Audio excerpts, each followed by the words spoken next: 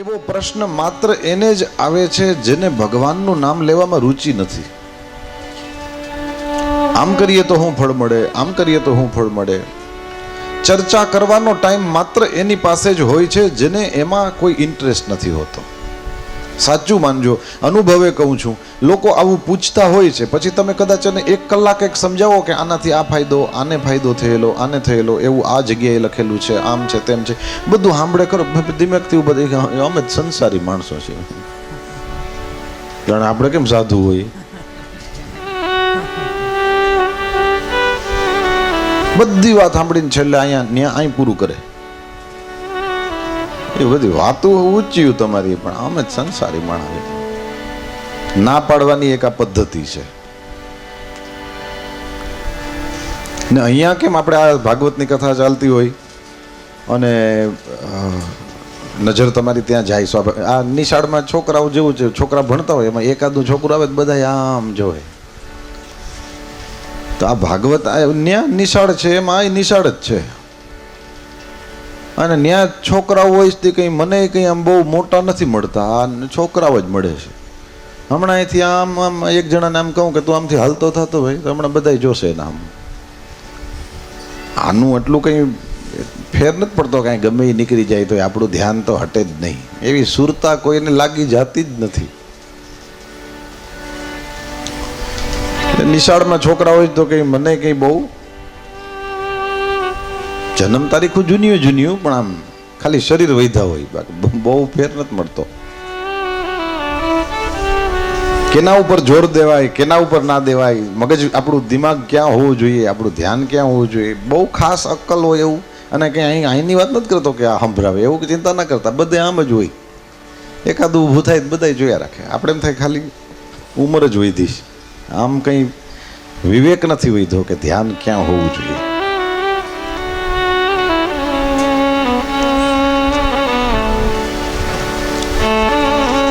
ચર્ચા એટલા જ લોકો કરશે જેને એમાં ઇન્ટરેસ્ટ નથી. અરે ભાઈ, પિત્તનો રોગ થયો હોય એવા માણસને તમે ખાંડ ખાવાનું કયો. પિત્તનો વિકાર હોય ને એને મોઢામાં ખાંડ મૂકો તો મીઠી ન લાગે. વાત, પિત્ત, કફ 3 જ પ્રકૃતિ છે. યા તો વાયુ હોય, યા તો કફ હોય, યા તો પિત્ત હોય. પિત્ત પ્રકૃતિ વાળાને કદાચ કોઈ માણસ એને ખાંડ ખવડાવે તો એને મીઠી ન લાગે. પિત્તની દવા શું? ખાંડ, એટલે કે મીઠું. જેને ખીજ બહુ ચડતી હોય એ પિત્તનો એક પ્રકાર છે. ઉલટી થાવી પિત્તનો પ્રકાર છે. માથું સતત દુખા રાખવું આના હિસાબે. મરચું ન ખાઈ શકવું, રીંગણું ન ખાઈ શકવું, જેમાં બી હોય એવી કોઈ પણ વસ્તુ ન ખાઈ શકાય, આ પિત્તની નિશાની છે, હદે નહીં. હવે એવા માણસે પોતે પોતાના પિત્તને કંટ્રોલમાં રાખવું હોય તો રસ્તો શું છે? એણે વધારેમાં વધારે મિષ્ટાન્નનું સેવન કરવું જોઈએ. જેટલી પ્રમાણમાં એ મીઠાઈ વધારે ખાય એટલું એનું પિત્ત કંટ્રોલમાં રહે. વાયુ પ્રકૃતિ વાળા હોય એવા લોકો વધારેમાં વધારે તીખાશ એને પકડી રાખે, એનાથી એનું એ વાયુ કંટ્રોલમાં. આવી રીતના હોય છે આપણે ત્યાં. તો પિત્ત જે પ્રકૃતિ વાળો છે એને ખાંડ મીઠી ન લાગે, કારણ કે પિત્તનો રોગ થયો છે, એને પિત્તનો વિકાર છે. એનો એ માણસ ખાંડનું સેવન વધારે ને વધારે કરે એટલે એને એ શાંત થઈ જાય. મીઠી ન લાગતી મિશ્રી મીઠી લાગવા માંડે એટલે એને સમજી લેવાનું હવે મારો પિત્તનો વિકાર શાંત થઈ ગયો છે. એવી રીતના ભગવાનનું નામ બોલવા સમયે ભગવાનનું નામ મીઠું ન લાગે. આપણે આપણી જાતને પૂછવાનું, મને મીઠું લાગે છે કે નહીં? જો લાગતું હોય તો રોગ નથી, પણ ન લાગતું હોય એની નિશાની છે. આપણું ચિત્ત ચારેય બાજુ ભટકતું હોય તો અને આમાંય તે આ ભાગવત શબ્દમાંય આમ તમે હાવ આમ નિરખીને જોવ ને તો આપણી જાતને પોતાને જોવાની. આપણને આ તબલા વાગે ને વાયોલિન વાગે ને એ ગમે કે ભગવાનનું નામ ગમે? કારણ કે આમાં બે ભેરું હોય. આમાંથી ગમે જ હું? આપણે આપણી જાતને પૂછવું જોઈએ.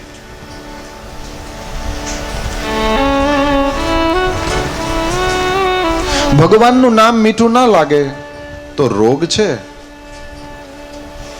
હવે એ રોગની દવા કીધું બસ આ જ નામ. ખાંડ ભલે મીઠી ન લાગે પણ ખાંડ ખાધા કર, એ મીઠા રસનું સેવન કર્યા કર. એની મેળે એક દિવસ આવશે, એ પિત્ત શાંત થઈ જશે. પિત્ત શાંત થઈ જશે તો જે મિશ્રી મીઠી છે એ મીઠી લાગવા માંડશે. મિશ્રી મીઠી લાગવા માંડે તો સમજી લ્યો પિત્તનો રોગ શાંત થઈ ગયો. ભગવાનનું નામ મીઠું ન લાગે તો રોગ છે. દવા ભગવાનનું નામ. જેથી ભગવાનનું નામ મીઠું લાગવા માંડે, ભગવાનનું નામ લેવા માટે થઈને જીભ બાના ગોતે, સમજી લ્યો હવે ઓલો રોગ મટતો જાય. નથી નિશાનીઓ. કોઈ ખેતરેથી દોડતો આવ્યો પાછો, કીધું મને કંઈક કઈડી ગયું છે. પેલા લીમડાના પાંદડા ચાવ, કડવા લાગે છે, હાઈશ એરું તો નથી છે ને. નહીં આપણે ત્યાં આ એક પદ્ધતિઓ હતી ને, જો લીમડાનું પાંદડું કડવું ના લાગ્યું તો આને 100% સર્પ કરડ્યો છે. હા, આપણે ત્યાં હતું આ બધું. કાલે એવું જ કંઈક. હા, સિદ્ધનાથ દાદાએ કીધું હે જોઈ આવતો કેવું છે. બધા બરાબર સાંભળે છે કે નહીં? તો વળી એકાદન મોકલો. મંડપમાં આંટો મારી ગયા.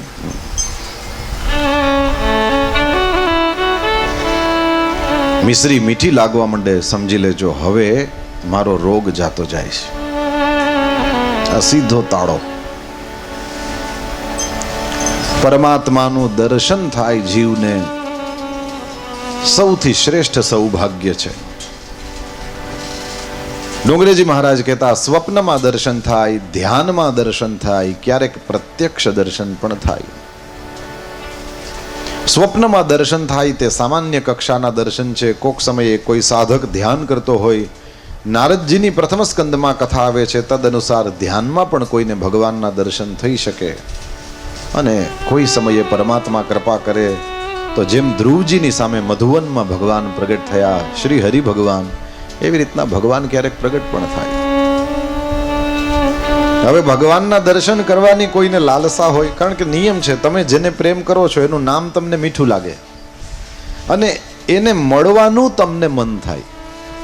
એને મળવાના તમે બહાના શોધો, જેમ ગોપી કૃષ્ણના દર્શન કરવાના બહાના શોધતી હતી.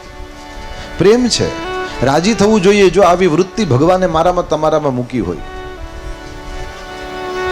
હરિદર્શન કરવાની કામના છે, સહેલો ઉપાય આપણે ત્યાં ભજનોમાં આવ્યો. હરિદર્શનનો સહેલો ઉપાય, નામ જપ કરતા રહો.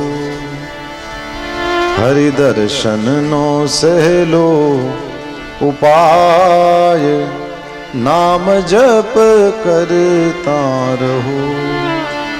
એનાથી ધારેલા ધ્યેયે પહોંચાય, નામ જપ કરતા રહો. એમાં વિધિ નિષેધની ન આંટી ઘૂંટી, એમાં વિધિ નિષેધની ન આંટી ઘૂંટી, સૌ રોગોની નામ જપ એક જ બૂટી. જડીબૂટી. સૌ રોગોની નામ જપ એક જ બૂટી, ખાતા ખાતા નિરોગી થવાય, નામ જપ કરતા રહો. હરિદર્શનનો સહેલો ઉપાય, નામ જપ કરતા રહો. હરિદર્શનનો સહેલો ઉપાય, નામ જપ કરતા રહો. એનાથી ધારેલા ધ્યેયે પહોંચાય, નામ જપ કરતા રહો. એનાથી ધારેલા ધ્યેયે પહોંચાય, નામ જપ કરતા રહો. હરિ દર્શનનો સહેલો ઉપાય નામ જપ કરતા રહો. હરિ દર્શનનો સહેલો ઉપાય નામ જપ કરતા રહો. એમાં વિધિ નિષેધની ન આટી ઘૂંટી, એમાં વિધિ નિષેધની ન આટી ઘૂંટી. સૌ રોગોની નામ જપ એક જ બૂટી. સૌ રોગોની નામ જપ એક જ બૂટી. ખાતા ખાતા નિરોગી થવાય નામ જપ કરતા રહો. ખાતા ખાતા નિરોગી થવાય નામ જપ કરતા રહો. હરિ દર્શનનો સહેલો ઉપાય નામ જપ કરતા રહો. હરિ દર્શનનો સહેલો ઉપાય નામ જપ કરતા રહો. તેથી ધારેલા ધ્યેયે પહોંચાય નામ જપ કરતા રહો. નથી ધારેલા ધ્યેય પહોંચાય નામ જપ કરતા રહો.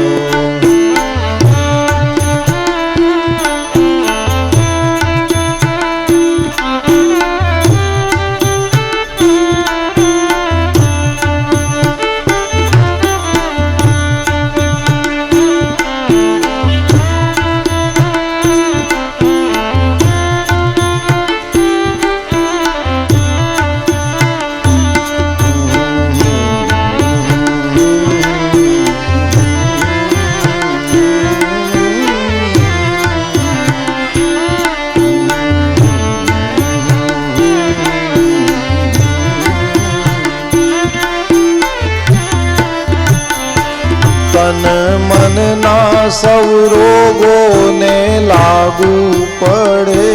તન મનના સૌ રોગોને લાગુ પડે.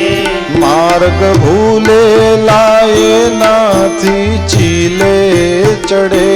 માર્ગ ભૂલેલા એનાથી ચીલે ચડે. સીધો સરળ રસ્તો દેખાય નામ જપ કરતા રહો. સીધો સરળ રસ્તો દેખાય નામ જપ કરતા રહો. હરિ દર્શનનો સહેલો ઉપાય નામ જપ કરતા રહો. હરિ દર્શનનો સહેલો ઉપાય નામ જપ કરતા રહો. તેથી ધારેલા ધ્યેયે પહોંચાય નામ જપ કરતા રહો.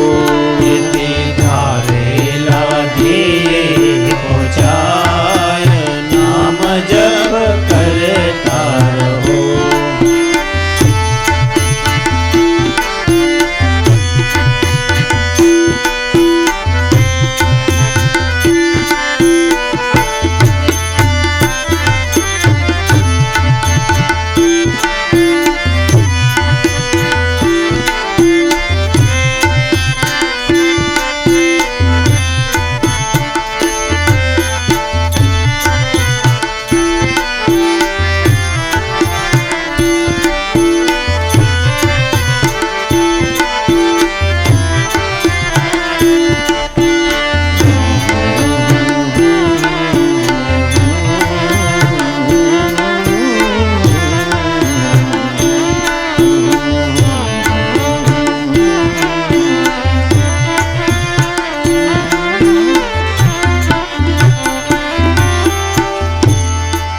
પરમાત્મા શ્રી હરિનું દિવ્ય નામ, શ્રી હરિના દર્શનનો આનાથી સહેલો કોઈ ઉપાય નથી. પરમાત્મા શ્રી હરિનું નામ, એના જેવું સરળ સફળ સાધન બીજું કોઈ નથી. દવા લાગુ તો પડી ગણાય જો દર્દ જાય. દર્દને જવા માટે, દવાને લેવા માટે માણસે સૌથી પહેલા તો સ્વીકારવું પડે કે હું બીમાર છું. જે રોગનો સ્વીકાર જ નથી કરતો એ દવા શું કામ કરે? અને દવા કરે તો રોગનો સ્વીકાર કરે તો દવા કરે, દવા કરે તો દર્દ ચોક્કસ જાય. પણ દવા કરવા માટે માણસે જે સ્વીકારવું પડે કે હું રોગી છું, એ બહુ સાહસનું કામ છે. મારામાં કામ છે, મારામાં ક્રોધ છે, મારામાં અભિમાન છે, મારામાં અહંકાર છે, મારામાં દ્વેષ છે, મારી અંદર રાગ છે. આ વસ્તુનો માણસ સ્વીકાર કરે એ સૌથી કઠિન કામ. અર્જુન કૃષ્ણને પૂછે કે કેમ મારાને મારા કાકા મામાઓને મારવા માટે કયો છો? આ સૌથી કઠિન કામ છે. કાર્પણ્ય દોષો પહત સ્વભાવ.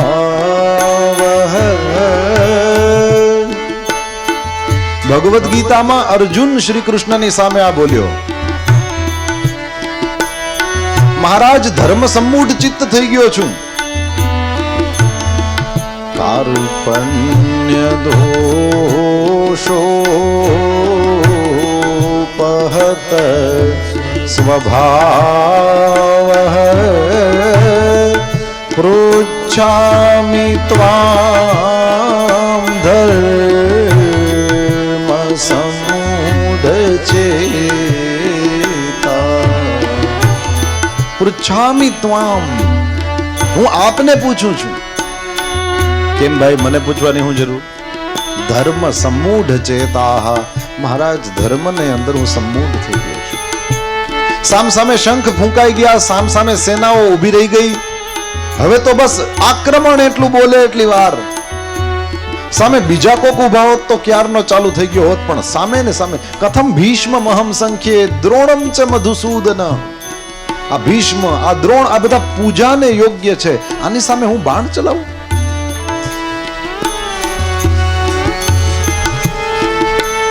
ધર્મ સંમૂઢ ચેતા. મહારાજ હવે ચિત્ત ધર્મમાં સંમૂઢ થઈ ગયું. હવે રસ્તો હુજતો નથી. યચ્છ્રેયસ્યામ નિશ્ચિતમ બ્રૂહિ તન્મે શિષ્યસ્તેહમ શાધિ મામ ત્વામ પ્રપન્નમ. મહારાજ હું આપનો શિષ્ય થયો. હવે આપ મને, હું પ્રપન્ન થયો. આપ મારું માર્ગદર્શન કરો. બસ અર્જુનજી આટલું પૂછે એટલી જ વાર. અર્જુને આ જે સાહસ કર્યું, બસ આટલી જ વાત. પૂછવા સુધીનું જ સાહસ. દશરથજીએ વશિષ્ઠજી મહારાજને એક વાર કીધું એટલી જ વાર. શું મહારાજ આ દિવ્ય રઘુવંશ મારાથી અટકી જશે? નિજ સુખ દુઃખ સબ ગુરહી સુનાયઉ. ગુરુદેવની પાસે જઈને પોતાનું સુખ દુઃખ બંને કીધું છે. અને જ્યાં આ મારાથી અટકી જશે રઘુવંશ, એનો મતલબ એમ કે મારે ત્યાં સંતાન નહીં થાય. શું આટલી હિંમત કરવી, આટલેથી બસ થઈ ગયું. આગળનું બધું વશિષ્ઠજીએ સાચવી લીધું. આ બહુ મોટી હિંમતનું કામ છે કે મને રોગ છે આ સ્વીકારવું. અર્જુન એમ કહે કે મને આમાં સમજાતું નથી, કૃષ્ણ તમે સમજાવો. આ બહુ મોટી હિંમતનું કામ છે. કારણ કે સૌથી પહેલું તો પોતાની આખી બુદ્ધિ છે એને દાવ ઉપર લગાડી દેવી પડે ને, કે મને આમાં ભાન પડતી નથી. અને જેમ અભિમાન જાજુ એમ માણસ પોતાના અજ્ઞાનને હાચવે જાજુ. જ્યાં સુધી બાંધી મુઠ્ઠીએ નીકળી જવાતું હોય ને ત્યાં સુધી કે આમાં માયલા જાય. પણ કાગડો કાળો હોય ને કોઈ એલે કાળી હોય. વસંત આવે ને વસંત ઋતુ ત્યારે ખબર પડી જાય કોણ કાગડો કોણ કોયલ. કાકઃ કૃષ્ણ પિકઃ કૃષ્ણ. કાગડોય કાળો ને કોયલ પણ કાળી, કો ભેદા, તો પછી ભેદ ક્યાં? કીધું વસંત સમયે પ્રાપ્તે, એ તો વસંત ઋતુ આવવા દો, એની મેળે ખબર પડી જાય કોણ કાગડો છે કોણ કોયલ છે. જેટલું અભિમાન વધારે, માણસ પોતાના અજ્ઞાનને બચાવે વધારે, અને જેટલા નિશ્ચલ, જેટલા ટ્રાન્સપરન્ટ, જેટલા નિરભિમાની, એટલા પોતાના અજ્ઞાનને પ્રગટ કરે. મેં મોટા મોટા લોકોને જોયા છે, જે વસ્તુમાં ખબર ના પડતી હોય વિદ્યાર્થીની જેમ પૂછતા હોય, આ કેમ કરાય, આ કેમ હોય, આનું શું હોય.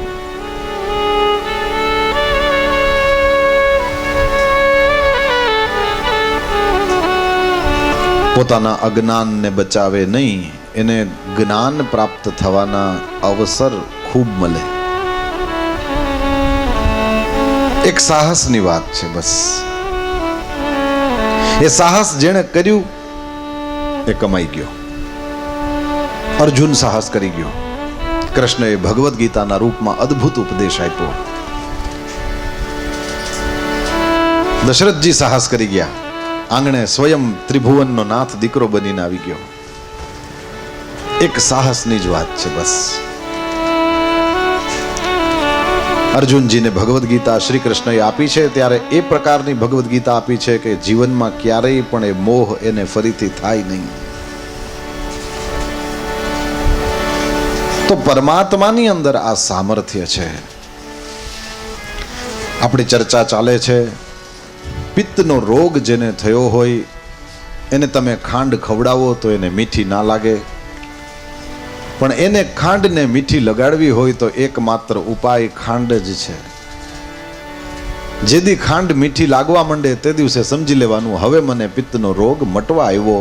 એવી રીતે ભગવાનનું નામ લેવા વાળાને ભગવાનના નામમાં આનંદ ન આવે તો એ ભવરોગની નિશાની છે. બસ એનો સ્વીકાર કરી લે કે મને આ રોગ છે, અને સ્વીકાર કરીને પછી એ ભગવાનના નામનો જપ કરવા માંડે.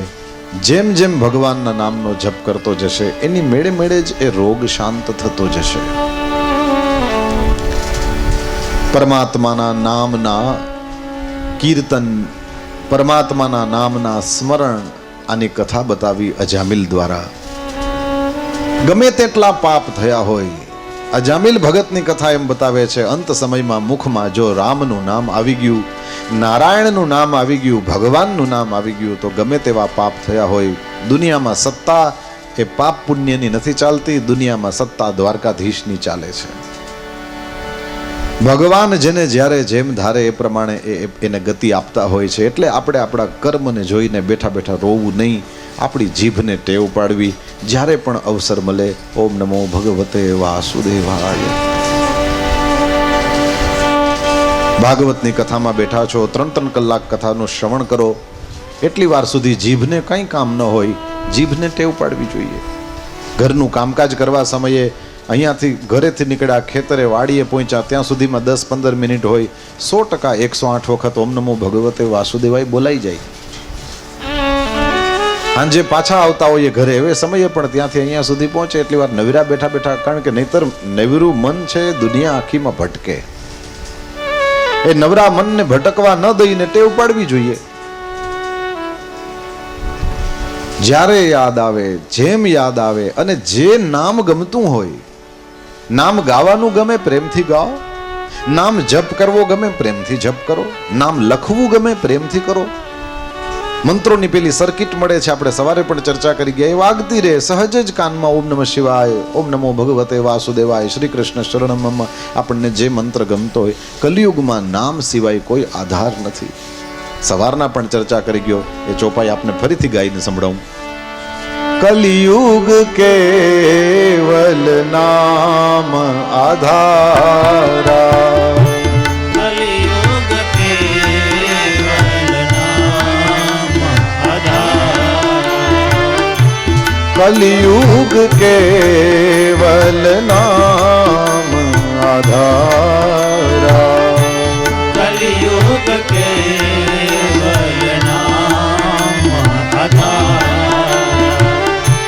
કલિયુગ કેવલ નામ આધારા,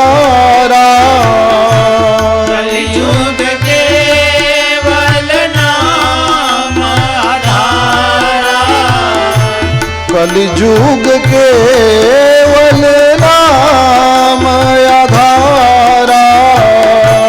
कलियुग के शब्द समझाए तो गाओ। नाम आधारा।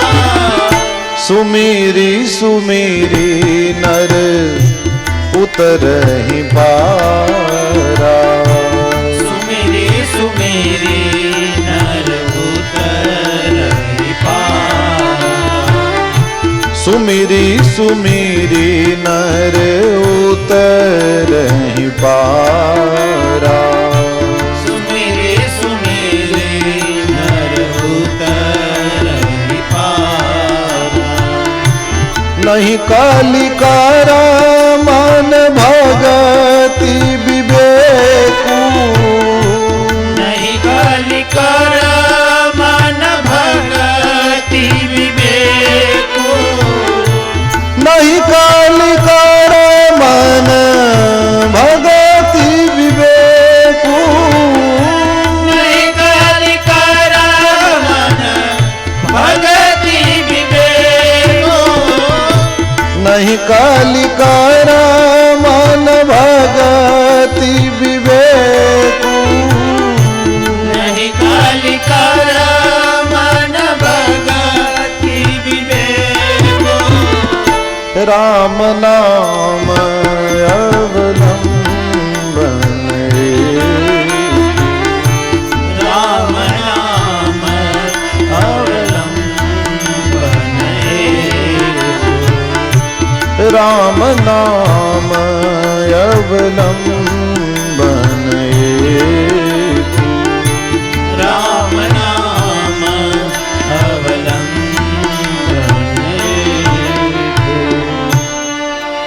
नहीं कली कर्म न भक्ति विवेकु। गोसाई तुलसीदास जी महाराजे લખ્યું કર્મ જ્ઞાન કે ભક્તિ બધી બાબતો તમને અઘરી લાગતી હોય તો છોડો, કોણ ચર્ચામાં પડે? એ પ્રેમથી બેસીને શ્રી કૃષ્ણ શરણમ મમ, શ્રી કૃષ્ણ શરણમ મમ. કોઈ કેવલ સીતારામ સીતારામ બોલતું હોય તો યાદ રાખજો, અમુક માણસ તો મને ખબર જ નથી પડતી આ વિચારધારા કોણે કાઢી. ઘણા એમ સમજે કે ઓમ નમઃ શિવાય આમ સીધો મંત્ર છે એટલે એનું ફળ એટલું બધું ન હોય, અને ત્ર્યંબકમ જજામહે અઘરો મંત્ર એટલે એનું ફળ કોણે કીધું? અઘરા મંત્ર એટલે એનું ફળ આમ કંઈક સ્પેશિયલ હોય ને આમ સીધો સાધો સીતારામ સીતારામ બોલો જ ન પડે એમ કીધું કોણે આ બધું? શિવપુરાણ ખોલીને કોક દી જોવ તો ખરા ઓમ નમઃ શિવાય બોલવાનો મત શું ફળ છે.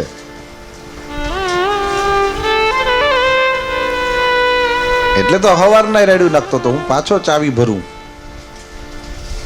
શિવ મંદિરે રોજ શિવપુરાણ વાંચો, પોથી ના હોય તો હું લઈ આવી દઈશ, આવીને આપી જઈશ. લ્યો બસ ચાલુ કરો, રામના મંદિરમાં રામાયણની કથા ચાલુ કરો.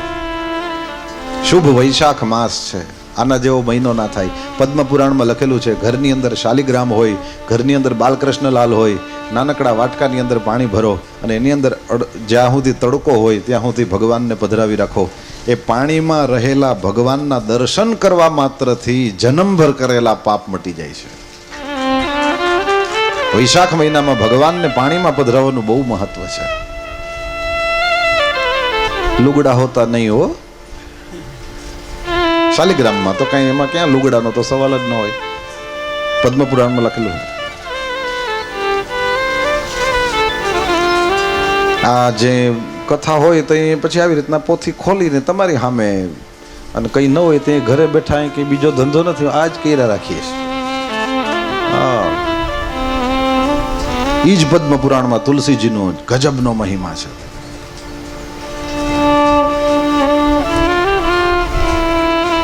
તુલસીનો છોડવો જ્યાં હોય 3 મીટરમાં કોઈ પણ રોગના જંતુ ન આવે.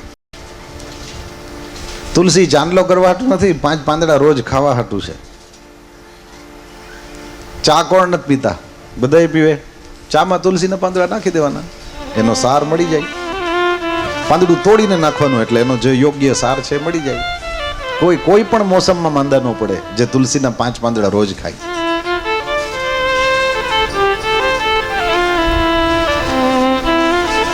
ભગવાન શ્રી હરિને અતિશય વાલી છે તુલસી. તુલસીમાં નાના નાના ઓલા માંજરમાં માંજર થાય લીલા, અત્યારે તો ખૂબ ખીલે.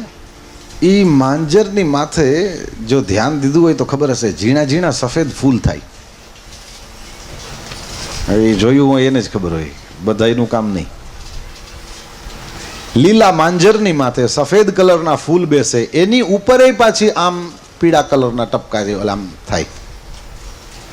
વૃંદાવનના સંત પાસેથી સાંભળ્યું છે ભગવાનના ચરણમાં તુલસીજી અર્પણ એટલા માટે કરવાની છે કે તુલસીના માંજરની ઉપર ઝીણા ઝીણા જે સફેદ ફૂલ થાય એમાં જે સુગંધ છે એ શ્રી રાધાજીના શરીરમાં આવતી એના શરીરમાંથી આવે એવી સુગંધ છે. એટલે તુલસીના માંજરના ફૂલમાંથી એ સુગંધ આવે અને ઠાકોરજીને રાધાજીની સ્મૃતિ થાય અને ભગવાન પ્રસન્ન થઈ જાય. જેણે એ ચડાવ્યા હોય એને ભોગ મોક્ષ બધું આપે. એટલા હાટું તુલસી ચડાવીએ છીએ. રાત્રિના સમયે કોઈ પણ દેવતા હોય એના ઉપરથી બધા ફૂલ દૂર થઈ જાય. ઇવન શંકર ભગવાન ઉપરથી પણ બીલીપત્ર દૂર કરી શકાય, પરંતુ શાલિગ્રામ ભગવાનની નીચે તુલસી ધરાવાય અને એને હટાવાય નહીં. એને ક્યારે હટાવાય? ક્યારે કહ્યું કે જ્યારે નવું પાંદડું મૂકીએ, બીજું તાજું પાંદડું મૂકીએ ત્યારે ગઈકાલનું હોય એ હટાવાય, ત્યાં સુધી રખાય. તુલસી અને શાલિગ્રામનો વિયોગ ના થાય. કસ્તુરી તિલકમ લલાટ પટલે વક્ષસ્થલે કૌસ્તુભમ. આ શ્લોકમાં ભગવાન માટે શબ્દ આવ્યો હરિચંદનમ. ભગવાનને હરિચંદન અર્પણ થાય. આ હરિચંદન તુલસીના લાકડાને ઓરસિયા ઉપર ઘસવાથી એનું પણ ઠાકોરજીને ચાંદલો થાય. એને જ હરિચંદન કહેવાય.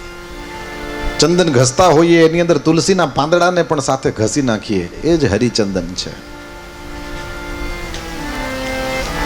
કેટલા જણા રોજ ભગવાનની સામે દીવો કરે છે? એક જ એવડા ગોકુલ પરમાં એક જ, 2, 3, 4 બહેનોનું એવું જ હોય. પેલા કોક એકાદું કરે તો પછી હવે બીજા બધા કરે. ભગવાનની સામે દીવો કોણ કરે? એમાંય હરમાવાનું. હરખા હાથ ઊંચા કરો તો કંઈક કહેવા જેવું હોય તો કહેવાય, બાકી ખોટ ન કરતા હોય તો શું કહેવાનું? પુરુષોય કરી શકે છે. જેટલા દીવો કરતા હોય હાથ ઊંચો કરો. ઘણા કરે છે. હાલો તમારા આટલા જણાને તો કામ લાગે એવી એક પદ્મપુરાણમાં લખેલી વાત, તુલસીના મહિમાની વાત.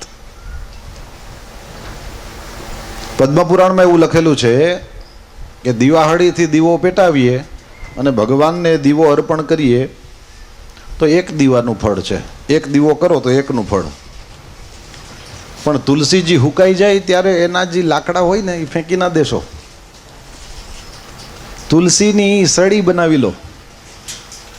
દીવાસળી પેટાવો ત્યારે એની સાથે એ સળીને પણ મૂકો, એટલે એ તુલસીની સળી પણ સળગે અને સળગતી એ તુલસીની સળીથી પછી દીવાને પેટાવો. પદ્મપુરાણમાં લખેલું છે, શ્યામભાઈ ખિસ્સામાંથી નથી કહેતો, 10 કરોડ દીપદાનનું ફળ છે. જે દીવા નથી કરતા એને તાળી પાડવાની કષ્ટ કરવાની જરૂર નથી. ચાલુ કરવાના હોય તો ચોક્કસ. 10 કરોડ દીપદાનનું ફલ. કેટલા? 10 કરોડ. પદ્મપુરાણમાં લખેલું છે. કોઈ પણ માણસ ગુજરી ગયું હોય એના મોઢામાં તુલસીનું પાંદડું મૂકવાની આપણે ત્યાં પ્રથા છે. એને બદલે પદ્મપુરાણમાં એવું લખેલું છે કોઈ પણ માણસની નનામીમાં એ ગમે એવો મહાપાપી કેમ ન હોય એની સાથે તુલસીનું લાકડું મૂકી દો.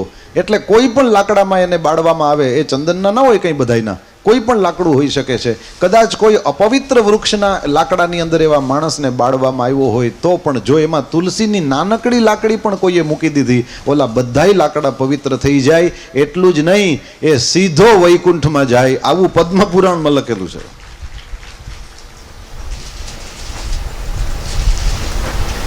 એટલા હાટું રામાયણ વાંચો, એટલા હાટું શિવપુરાણ ચાલુ કરો.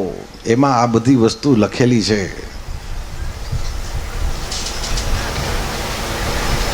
એક જ જણું જોઈએ ને જેને વાંચતા આવડતું હોય. કેટલા જણા જોઈએ? એક જ જોઈએ. બાકીના બધા પ્રેમથી સાંભળે.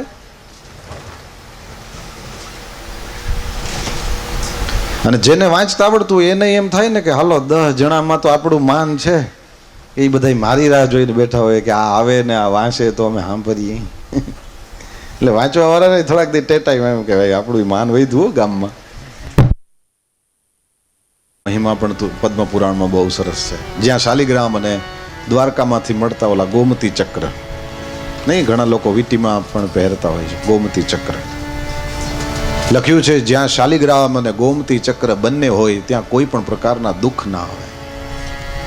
જ્યાં એની વિધિવત પૂજા થતી હોય ત્યાં ભોગ મોક્ષ બધું જ સુલભ બને. તો આવી બધી બાબતો પુરાણોમાં બતાવેલી છે. પૂછે એને પ્રાપ્ત થાય. પરમાત્મા શ્રી હરિનું નામ, પરમાત્મા શ્રી હરિના રૂપનું ચિંતન, પરમાત્મા શ્રી હરિનું દર્શન, આ બધું મને ને તમને સંસાર સાગરથી પાર લગાવી શકે છે. બસ માણસ સ્વીકાર કરે કે મને રોગ છે. માણસ પોતાના અજ્ઞાનને ન છુપાવે, પરમાત્માની સામે પોતાના અજ્ઞાનને પ્રગટ કરે અને એ અજ્ઞાનને હરવા માટે ભગવાન સાક્ષાત ત્યાં ઊભા છે. અજામિલ જેવો મહાપાપી કેમ ન હોય એનું પણ ભગવાનના દરબારમાં સ્થાન છે. કેવલ અંતિમ સમયમાં ભગવાનનું નામ મોઢામાં આવ્યું અને વિષ્ણુ ભગવાનના દૂતોએ આવીને એની રક્ષા કરી છે. ભાગવતજીમાં લખ્યું છે વિષ્ણુ ભગવાનના દૂતો ગયા એ પછી તો અજામિલ ભગતને આંખમાં આંસુડા આવ્યા છે. ક્યાં મહાપાપ કરનારો હું અને ક્યાં ભગવાનનું આ પવિત્ર નામ. પરંતુ જુઓ, ભગવાને કૃપા કરીને પોતાની એ કૃપા વડે જ મારા મુખમાં પોતાનું નામ લેવડાવ્યું. આજ મને મોક્ષ દેવાની એને ઈચ્છા હશે એટલા માટે, બાકી તો મારા જેવો પાપ કરનારો એને આ ભગવાનનું નામ ક્યાંથી મોઢામાં આવે. પરંતુ એક વખત કૃષ્ણએ કૃપા કરી છે અને મારી ઉપર આ દયા થઈ, તો હવે હું એની કિંમત કરીશ. આપણને આપણા પાપ માટે પસ્તાવો તો થાય, પણ હવે અજામિલે જે કર્યું છે ને એ નથી કરી શકતા આપણે. અજામિલ ભગતે તરત જ વિચાર કર્યો, સોહમ તથા યતિષ્યામી યતચિત્તેન્દ્રિયા નિલહ યથા ન ભૂય આત્માનમ અંધે તમસી મજ્જયે. આ છે બીજા અધ્યાયનો 35મો શ્લોક. ભગવાને મારા ઉપર કૃપા કરી તો હવે હું પણ એના સામે એવું કરી બતાવીશ. હું શું કરી બતાવીશ? કીધું હવે યતચિત્તેન્દ્રિયા નિલહ, મારું ચિત્ત, મારી ઇન્દ્રિયો, મારો પ્રાણ, આ બધાને હું કંટ્રોલમાં કરીશ. અને ભગવાને મારા ઉપર કૃપા કરી છે તો હવે હું પણ મહેનત કરીશ કે ફરી પાછો એવું પાપ મારાથી ન થાય. ભગવાને કૃપા કરીને અજામિલને બચાવ્યો એ ભગવાનની સાઈડથી કરેલી કૃપા છે. પણ અજામિલ ફરીથી એવું કંઈ ન કરે કે જેના કારણે ભગવાનને દોડીને આવવું પડે. એ અજામિલે પોતાના ઉપર કરેલી કૃપા કહેવાય. મારા ગુરુદેવ ભગવાન કહે છે ભગવત કૃપા તો છે જ, આત્મ કૃપા નથી, એટલા માટે માણસ દુખી છે. પોતે પોતાના ઉપર કૃપા કરે, પોતાની જાતને બચાવે, પોતાની જાતને સાચવે, પોતાની જાતને ઉર્ધ્વગતિ તરફ લઈ જવાની કોશિશ કરે. એ પ્રકારનું એનું જીવન, એની દિનચર્યા, એના વિચારો હોય. પછી તો હરિદ્વાર વયો ગયો અજામિલ ભગત, અને ત્યાં એ હરિદ્વારની અંદર તપ કરે છે. ગંગાજીના કિનારે બેઠો બેઠો નારાયણનું નામ કીર્તન કરે છે. નારાયણના નામે અજામિલને તારી દીધો. ખૂબ નામ જપજો વાલા. ભાગવત સપ્તાહમાંથી કંઈ લ્યો ન લ્યો, બીજું બધું અઘરી અઘરી બાબતો સમજાય ન સમજાય, સીતારામ, નારાયણ, રાધેશ્યામ કોને નથી સમજાતું? બસ આ સકલ શાસ્ત્રોનો સાર છે. ગોપીયું, ગોવાળિયા બધાય વિદ્વાન નહોતા, શાસ્ત્ર નહોતા ભણેલા, વેદના મંત્ર નહોતા બોલતા, પણ દ્વારકાધીશ ઉપર એને કાળજાનો પ્રેમ હતો અને એટલા માટે થઈને એ જ્યાં યોગીઓ પહોંચે છે ને ત્યાં જ પહોંચી ગયા. કોક 2 ચોપડી વધારે ભણેલું હોય, કોક 2 ચોપડી ઓછી ભણેલું હોય, ભગવાનના દરબારમાં વિદ્વાન અને મૂર્ખનો કોઈ ભેદ નથી. ભગવાનના દરબારમાં ચાલાકનું સ્વાગત નથી થતું, ત્યાં ચરિત્રવાન માણસોનું સ્વાગત થાય છે. પરમાત્મા મને ને તમને ભણેલા છીએ કે નહીં, જુવાન છીએ કે નહીં, રૂપિયા છે આપણી પાસે કે નહીં, આપણે રૂપાળા છીએ કે નહીં, આ બધી સાંસારિક બાબતો પરમાત્મા જોતો જ નથી. दुर्योधन को मेवा त्याग्यो दुर्योधन को अरे मेवा त्यागो ओ साग विदुर घर खाई सबसे ऊंची प्रेम सदाई। सूरदास जी નું પદ છે। હજી તો પરમ દિવસ सूरदास जी નો જન્મ દિવસ હતો। सबसे ऊंची परम दिवस नहीं 2 દિવસ પહેલા सबसे ऊंची प्रेम सगाई। ખાવાની વાત હોય જીભની વાત હોય તો મેવામાં મજા આવે કે શાકમાં? दुर्योधन को मेवा त्याग्यो साग विदुर घर खाई। मेવામાં મજા આવે કે કેમાં મજા આવે? कृष्ण ये चोखे चोखी ना पाड़ी। ऊंचा ऊंचा महलो दुर्योधन तड़ा ऊंचा ऊंचा महलो दुर्योधन तड़ा रति भर सुख न पाई ओधव जी हालो विदुर घेर जाई। हालो ने विदुर घेर जाई ओधव जी हालो विदुर घेर जाई। साग विदुर घर खाई सूरदास जी કહે છે અહીંયા એ જ વાત છે। મેનુ શું છે? જમવા શું મળશે?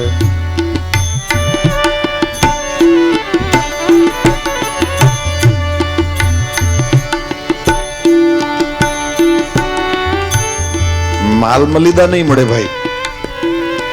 ઠાકોરજીને કે તમે દ્વારકાધીશ બનીને જે પધારો છો ને ઓલા પૂજારીઓ તમને સોનાના થાળમાં જે કંઈ ખવડાવે વિદુર કાકા પાસે ઈ કાંઈ છે નહીં।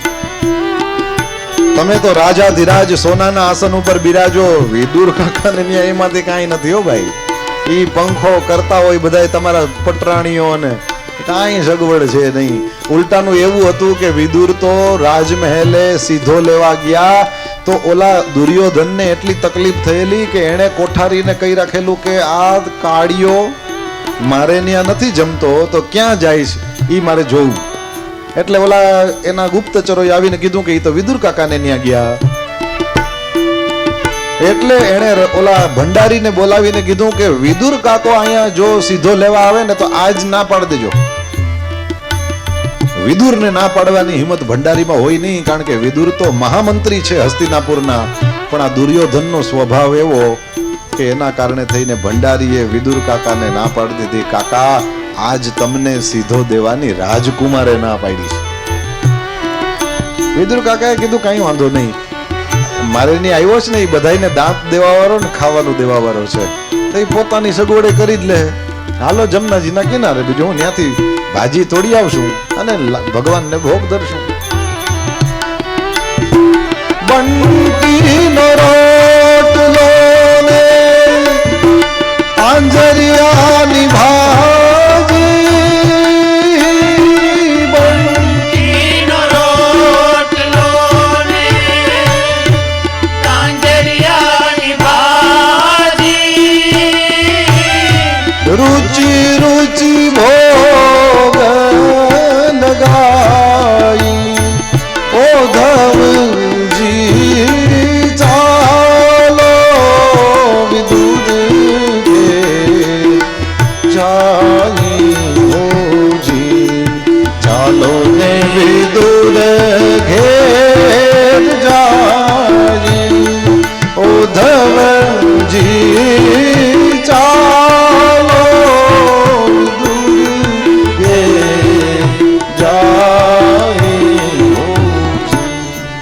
પરમાત્માનો કેના ઉપર પ્રેમ ઢોળાઈ જાય છે ખબર જ નથી પડતી।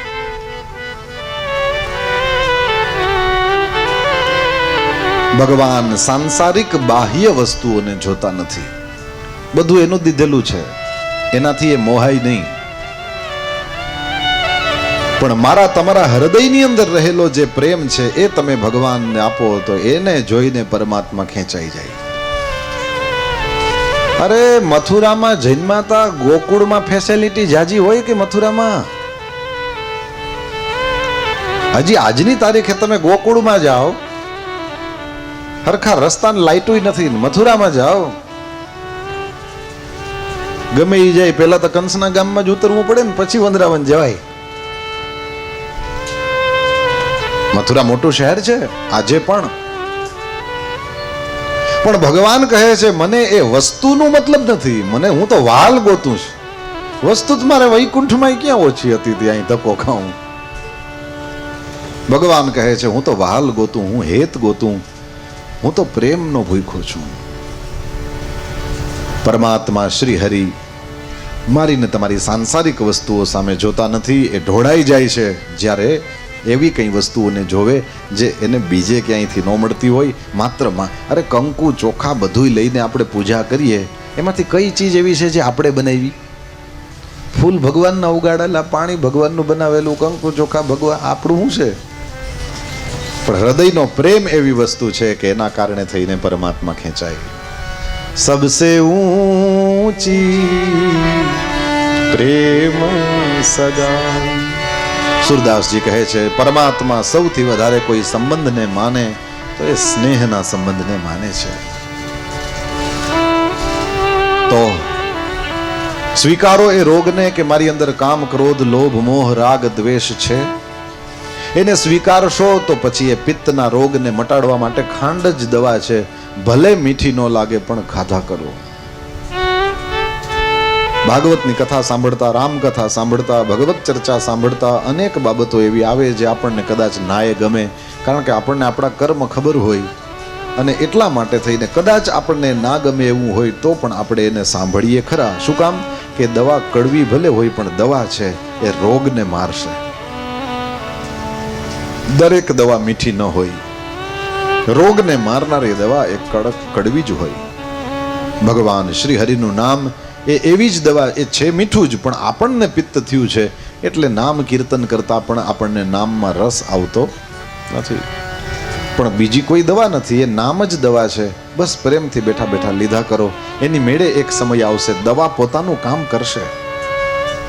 સવારે પણ બોલી ગયો, અત્યારે પુનઃ યાદ અપાવું, અંધારામાં ખાઓ તોય પેંડો મીઠો લાગે, અજવાળામાં ખાઓ તોય મીઠો લાગે.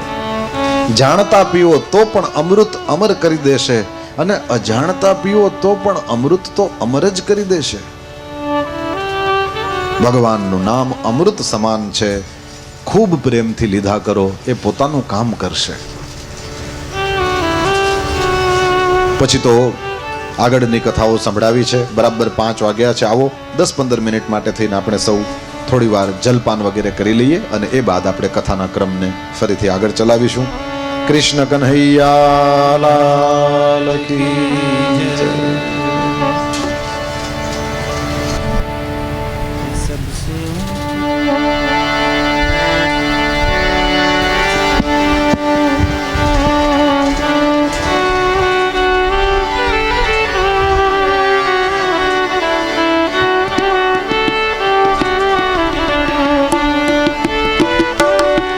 जय राधा रमण हरि बोल, जय जय राधा रमण हरि बोल, जय जय राधा रमण हरि बोल, जय जय राधा रमण हरि बोल, रमण हरि बोल, जय जय राधा रमण हरि बोल, जय जय राधा रमण हरि बोल, जय राधा रमण हरि बोल, जय जय राधा रमण हरि बोल, जय जय राधा रमण हरि बोल, જય જય રાધારમણ હરિ બોલ. જય જય રાધારમણ હરિ બોલ. જય જય રાધારમણ હરિ બોલ. જય જય રાધારમણ હરિ બોલ. જય જય રાધારમણ હરિ બોલ. જય જય રાધારમણ હરિ બોલ. જય જય રાધારમણ હરિ બોલ. જય જય રાધારમણ હરિ બોલ. જય જય રાધારમણ હરિ બોલ. જય જય રાધારમણ હરિ બોલ. જય જય રાધારમણ હરિ બોલ.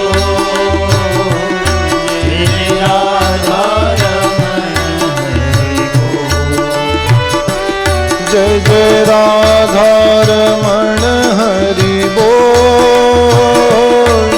જય જય રાધારમણ હરિ બોલ. જય રાધારમણ હરિ બોલ. જય જય રાધારમણ હરિ બોલ. જય જય રાધારમણ હરિ બોલ. જય જય રાધારમણ હરિ બોલ. જય રાધારમણ હરિ બોલ.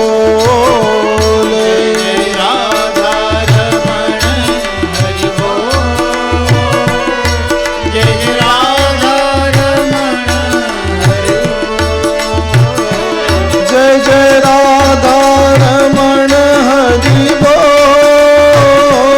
જય જય રાધારમણ હરિ બોલ. જય જય રાધારમણ હરિ બોલ. જય જય રાધારમણ હરિ બોલ. જય જય રાધારમણ હરિ બોલ. જય જય રાધારમણ હરિ બોલ. જય જય રાધારમણ હરિ બોલ. જય જય રાધારમણ હરિ બોલ. જય જય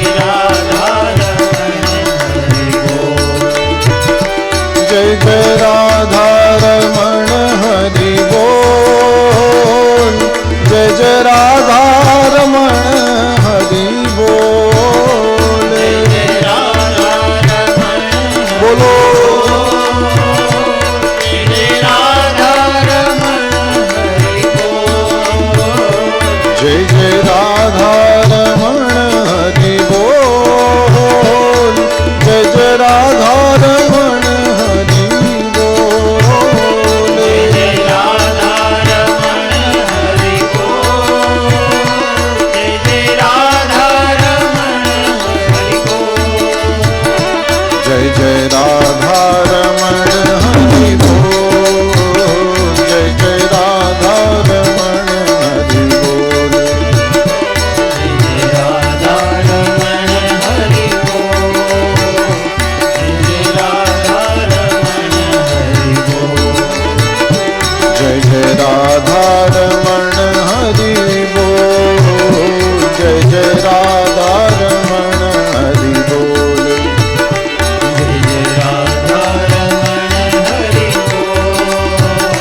જય જય રાધારમણ હરિ બોલ. જય જય રાધારમણ હરિ બોલ. જય જય રાધારમણ હરિ બોલ. જય જય રાધારમણ હરિ બોલ. હરિ બોલ. રાધારમણ હરિ બોલ. જય જય રાધારમણ હરિ બોલ. જય જય રાધારમણ હરિ બોલ. જય જય રાધારમણ હરિ બોલ. જય જય